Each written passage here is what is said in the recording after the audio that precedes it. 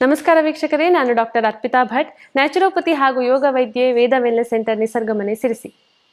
ತುಟಿಯಲ್ಲಿನ ಕಪ್ಪು ಕಲೆ, lip pigmentation ಅಂತ ಏನು ಹೇಳ್ತೀವಿ, ಈ ಒಂದು ತೊಂದರೆ ನಿಮ್ಮನ್ನ ಕಾಡ್ತಾ ಇದ್ರೆ ಈ 3 ಹೋಮ್ ರೆಮಿಡೀಸ್ ಅನ್ನ ಮನೆಯಲ್ಲಿ ಯೂಸ್ ಮಾಡಿ.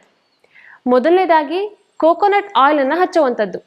ತೆಂಗಿನ ಎಣ್ಣೆ ಏನಿದೆ ಅದರಿಂದ ಮಸಾಜ್ ಮಾಡೋದ್ರಿಂದ ಈ ನಮ್ಮ ತುಟಿಗಳಲ್ಲಿ ಮಾಯಿಶ್ಚರೈಸರ್ ತರ ಆಕ್ಟ್ ಮಾಡಿ ಅದರ ಆರೋಗ್ಯವನ್ನ ಅದು ಹೆಚ್ಚು ಮಾಡುತ್ತೆ.